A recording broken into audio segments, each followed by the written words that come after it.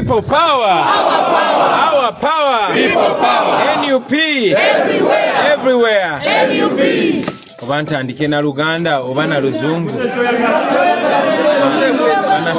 Banaye munzikirize amalobozi gaberi matono tono nsobola okwogera ne bannamawulire. Ntandike na lulimi ki? English first. English first. Yes. Yeah. Ne Uganda bade yela bide mukati.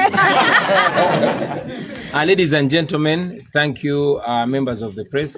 Thank you very much for showing up today. I want to first and foremost sympathize with the journalists that were beaten so bad today. That is what we're fighting against, and we hope that in a new Uganda, never again shall journalists be assaulted and humiliated while they're doing their job. I want to thank the people of Uganda, the people who conceived the idea of receiving me back home. It is amazing. It was not an idea from myself or from the leadership.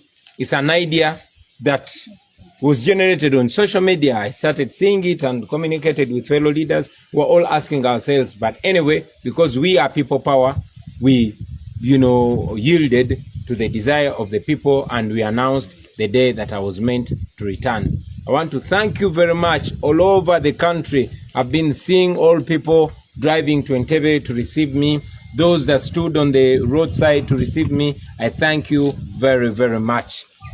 Today at 10 a.m. I landed at Entebbe Airport aboard Rwanda Air.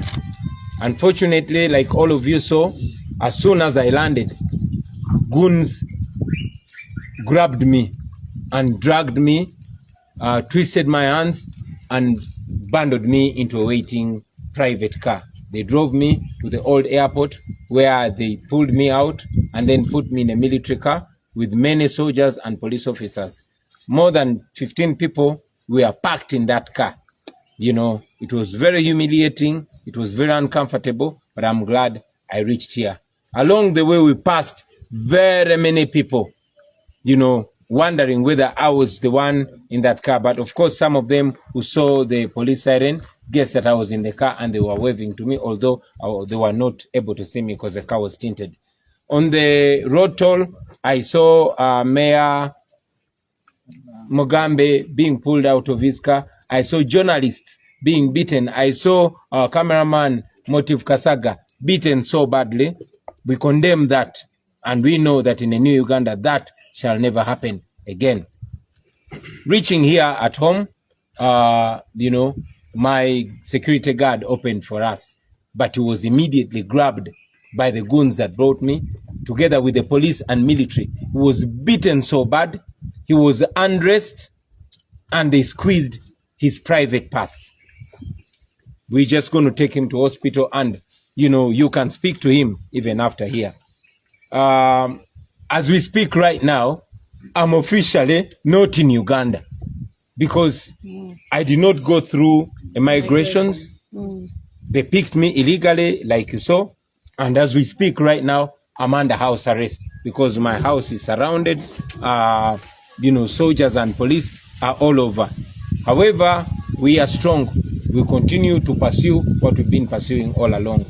In the coming days, we shall address the media and we shall, guide on the way forward.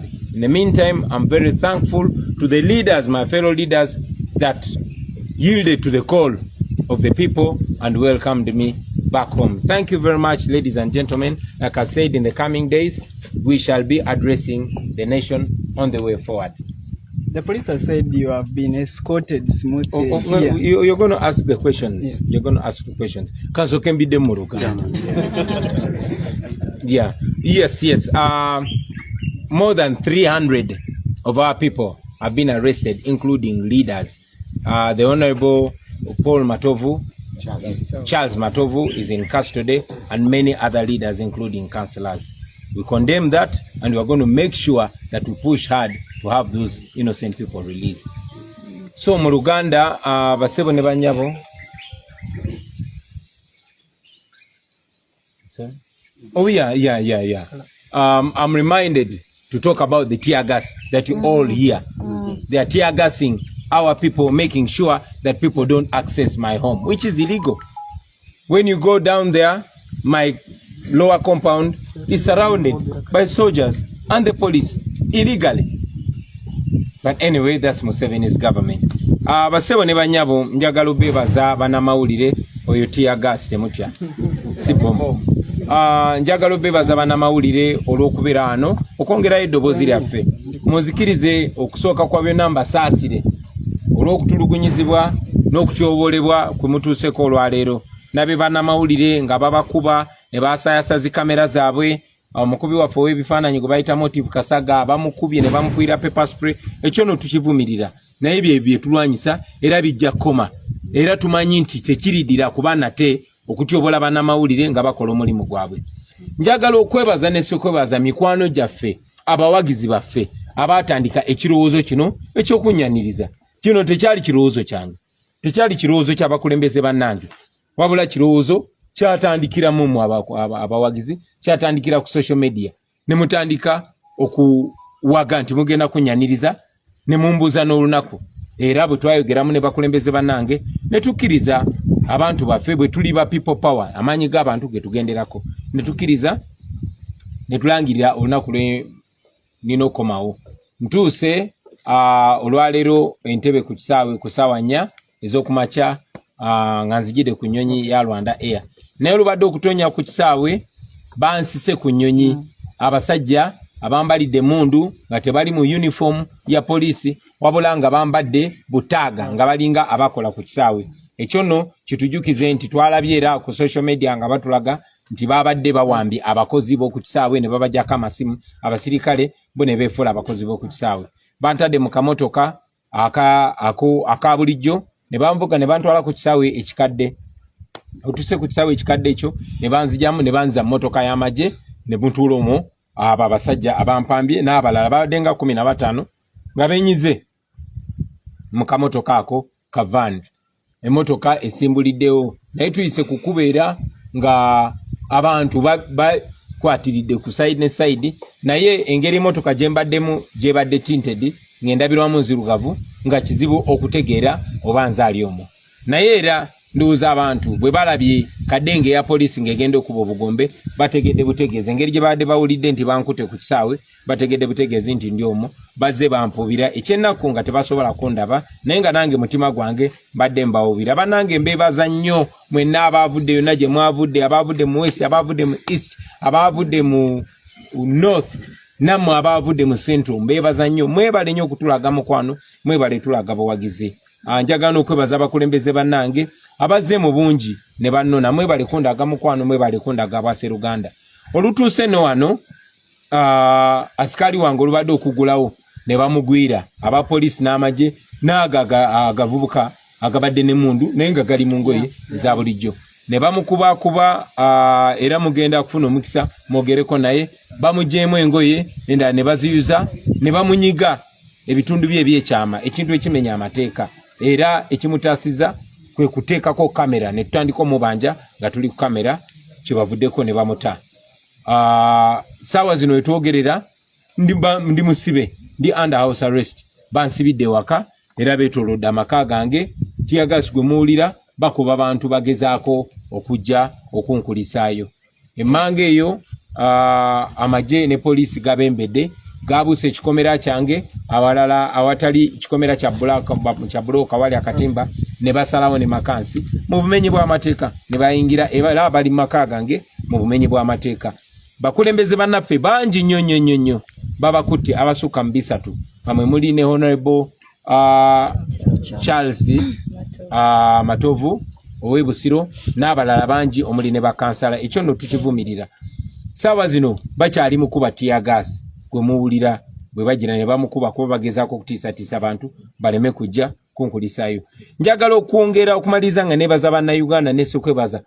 Mwebale nnyo okumanya nti luno si lutalo lwa Kyagulanyi oba bakulembeze banne mu NUP, wabula lutalo lwaffe ffenna. Sina NUP yokka naye buli muntu yenna ayagala Uganda eyeeyagaza, buli muntu yenna ayagala enkyukakyuka n'olutalo olwo. Bannayuganda mwebale tukulembera, mwebale kubeerayo, mwebale kulaba kyetaagisa ne mutujukiza ffe abakulembeze. Temujjanga okwo obuvunanyizibwa bwe mulaze ku mulundi guno nsaba mubulagende ku bitunde ku bintu ebirala naffe abakulembeze olumu bwe tubanga ababongose mutuzuukuse kubanga tukolera mmwe era bitukola bikiikirira mmwe mwebale nnyo mwebale ddala basebo ne banyabo ku lwa Katonda n'ensi yange.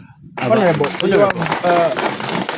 you have said that the people who initiated this initiative were ordinary people. Yeah. What was your reasoning behind what did you intend to achieve when you accepted as the leadership of NUP that let's go into this as the people have requested? What was the motive? We didn't go into anything. All we did was to announce the date that I was coming back, because after people put it, after they made it a social media frenzy that they were welcoming me, they started demanding to know when I'm coming back. So for avoidance of any doubt, to give them clarity so that they don't camp at the airport for a whole week, we decided with my fellow leaders to announce the date that I was to return. And that's exactly what we did. The police has said that it gave you a smooth escort from the airport to your home here, but we know since yesterday there are people who have been arrested. What are your plans as the leadership into this, from what happened since yesterday and up to now, and what do you make of police's statement that it was a smooth ride? Well, when people announced that they were going to welcome us, maybe the police also decided to give us a smooth welcome. Their smooth welcome included arresting more than 300 of our supporters and members. Their smooth welcome included grabbing me from the tarmac, like you saw. Their smooth welcome included denying me my right to travel the way I want and to respect my programs, because I was not supposed to address the media from here. I was supposed to address the media from Kamocha, our current headquarters, which is right now under siege by police and the military.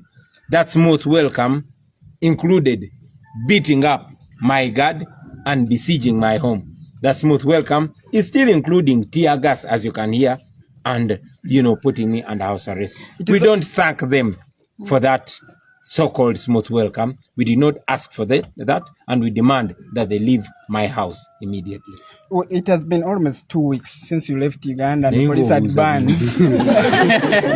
Police had banned the rallies that were moving around the country, and it has been almost 2 weeks since it was stopped. And when you went there, what happens when you go outside Uganda on behalf of NUP and on behalf of the cause that you are dealing with in Uganda? First of all, they are scared. They are scared, they are panicking, because they know they are criminals and they know their days are numbered. What do I go to do when I leave the country, when I go outside Uganda? I go to destroy Museveni and his regime. Our daily duty is to make sure we make the fall of Museveni as quick as possible. So we go there to call upon all those people in the West that are supporting Museveni to tell them to stop sponsoring operation here in Uganda. Thank you. Honorable, engeri gye bayisizaamu abantu n'engeri gye bayisizaamu abakulembeze sako n'omukuumadde ne asikali okutwaliza awamu. Olowooza singa kino kigenda mu maaso sikagendererako okulabika nti batiisatiisa abantu n'okubakyayo okuwagira ekibiina n'okwongera okweraliikirira nti singa mpagira Kyagulanyi bino biyinza okuntuukako. Bamaze emyaka egisukka mu 5 nga bagezaako tutiisatiisa naye tufaanana nga abatidde. Baatuwamba Arua, basse bannaffe, bampamba ku kisaawe bwe nakomawo okuva Amerika okufuna obujjanjabi. Bannaffe bangi babawambye tetunaaba kuddamu balaba. Bannaffe bangi babasse twabaziika. Bannaffe bangi bali mu makomera awatali musango. N'olunaku lwajjo baakutte abasukka mu 3. Tulabika nga abatidde. Kitegeeza tetugenda kutya be batidde. Tugenda genda mu maaso nga bwe nabagambye. Anyway, mu nnaku ezijja tujja kwogerera eggwanga tuwabuulire kiki ekiddako. Mukulembeze ku nsonga obadde ovangayo abantu abannamawulire bamulisa abakola ebibi. Olwaleero tugira okubona abannamawulire abaswika 10 bagemeibwa bali ku poliisi ey'Entebbe. Nsonga ki ekino kiba kiraga ki? Mpegano mbanga nkibakobera imwe bannamawulire. Aye olwaleero ndowooza mukyeboineko. Kineekyo baba. Ndowooza nti mukyebwe tukobako buliido. Bana basaada bakyamu twenda tukolagane tugemagane twena tubabinge kuba yirwa chonjogezo tubagamba bulijjo nti bano bamenyi b'amateeka tewali ali safe mu Uganda, si mukulembeze, si mulimi, si munnamawulire, tewali ali safe nga tukulemberwa abamenyi b'amateeka bano. Yes. Police government ekuwadde entambula okuva ku airport ne kutuusa wano waka era oli mirembe, ekyo kyogirako ki? Well, police okuva jjo yakutte abantu bafa basuka ebisatu. Police empampambye, police n'amagye nga bakozesa abavubuka abatambadde byambalo sosobola gamba nti ba police oba bamagye, you know, ne bamulabye enkwata gye bankutte. Mulabye bakubye bannamawulire bwe batuuse wano ne bakuba omukumi wange ne bamwambulamu engoye ne bamunyiga obusajja n'ebirala efaanana bwe bityo. Kati baba kibayita okwaniriza okulungi, nsaba obategeeza nti saabasabye kunnyaniriza era sikwagala era ne wano baveewo kubanga bajjudde eri wansi. Pozi n'ekirala wambuziza. Let me first answer it in English. You asked me among the things, what do we do when we go outside Uganda? Among other things, this time around, we've been pushing a film, a documentary film that shows the atrocities that Museveni and his regime have committed on the people of Uganda. It is premiering today on Hulu and Disney. It's called Bobi Wine, the People's President. Look out for it. Kanchogere chomu Luganda ngane nkuba tena tonya. Anje mikisa bana itwe baze katonda. Njagala bategeeza nti mu bye tubadde tukola tubadde tuli mukolaga ensi yonna firimu nga sinza nnye wabula twabikwata nga bwe tuzenga tubagamba nti kamera yo kyekyokulwanyisa ekisinga amaanyi. Twakozesa kamera zaffe ne tukwata ebikolobero byonna Museveni byazaakola ku bannayuganda era firimu eyo eri ku lutimbe olw'ensi yonna. Olunaku lwa leero ku ssaawa 11 egenda kwanjulwa ku Disney ne ku Hulu. Nsaba mugende mugirabe n'obugambo obwo ku Netflix ne ku Hulu. Nsaba mugirabe ate abagirabye ogitambuze. Mwebale nnyo, mwebalire ddala. Munaku ezitali zawala, munaku ntono nnyo n'omu 2 tugenda kwogerako eri eggwanga tubabulire ekiddako. Mwebale nnyo, mwebalire ddala. Ndoza ne bwe tukola. Briefly, what do you say about the arrival? Tulibasanyufu okusookera nti pulezidenti waffe waali magenda ali safe naye tuli banyiikaavu nnyo olw'okuba nti abakuumaddembe bagenda maaso n'okulinnyira eddembe lya bannayuganda. Bannaffe bangi basibiddwa, bawambiddwa, abamawulire bakubiddwa, naye tugenda kukola kyonna ekisoboka okulaba nga tubanunuula kubanga ffe tutambulira wamu kubanga mu abantu mwe bakama baffe. So pulezidenti waffe amaze okwadressinga naye nange ng'omubaka omukyalo wa Kampala ndi musanyufu nnyo kuba nti bannakampala mujjumbidde omulanga ogw'okukulisayo pulezidenti. Bwenga bannamateeka bannamawulire abasinga batera kwa ne Mr. President bana bawambiddwa drone namba. Nsonga kijogendo tandikirako essaawa nga balinda. Ensonga gye tutandikirako era eyo yennyini yakugenda kununula bannaffe kulaba misango ki gye bakwasizza kubanga tukimanyi nti bakwatiddwa olwo badde bakola omulimu gwabwe. So tulina okubabeererawo okulaba nga tulwanira amazima n'obwenkanya ne babeera nga bateebwa.